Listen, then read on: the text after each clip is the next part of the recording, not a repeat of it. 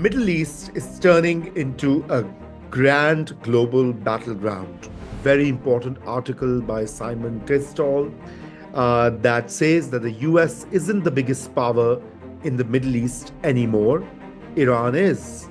The fact that the US, backed by Britain, was obliged to use force in response to trade strangling Houthi attacks on Red Sea shipping, the dominant power in the Middle East is no longer the US, Western aligned Egypt, Saudi Arabia, or even Israel. It is the ally of Houthis, namely Iran. The Saudi ambassador to London told the BBC last week that the Jewish state must no longer be treated as a special case. All this is gravy for Iran's aggressively authoritarian regime, says Simon Tinsall. Hello and welcome back. Uh, the Middle East is turning into a grand global battleground.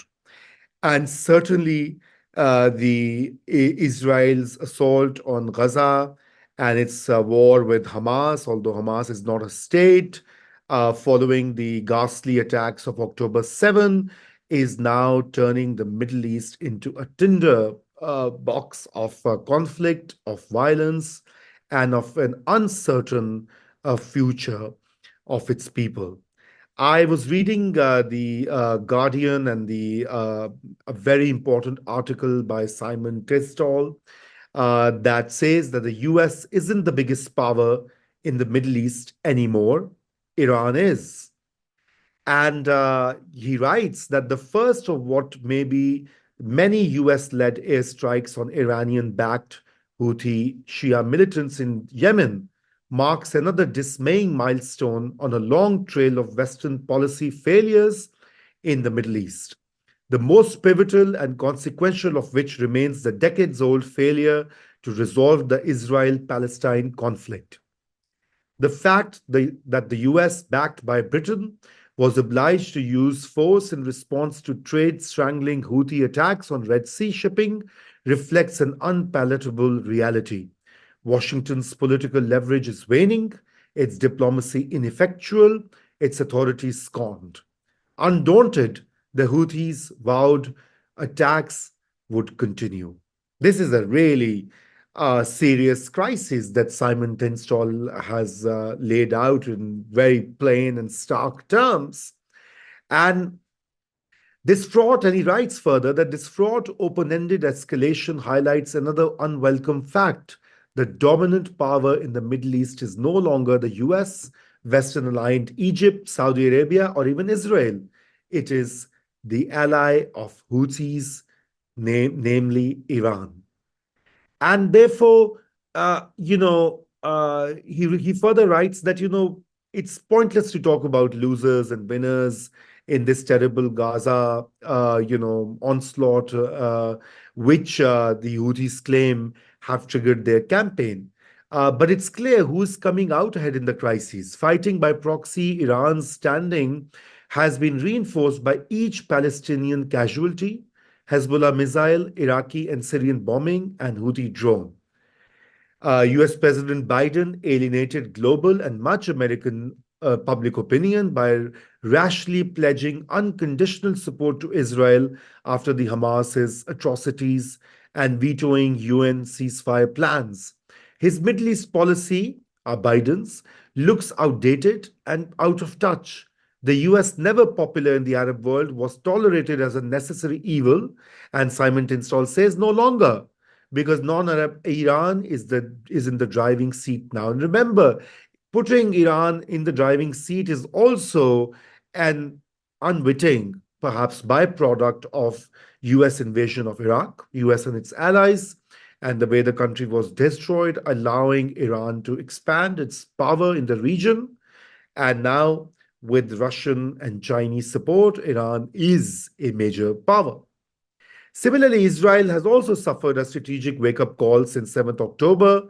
Uh, its politicians still have to learn about it. Gaza's horrors have permanently changed for the worse how the country is viewed. Uh, Look at the unprecedented genocide allegations levied in The Hague. This article in The Guardian argues. The Saudi ambassador to London told the BBC last week that the Jewish state must no longer be treated as a special case. All this is gravy for Iran's aggressively authoritarian regime, says Simon Tensol. The mullahs have three principal foreign policy aims: to push the US, satanic foe of the 1979 revolution, out of the Middle East, maintain regional preeminence, and strengthen key alliances with China and Russia. Israel's destruction, real or rhetorical, is a fourth.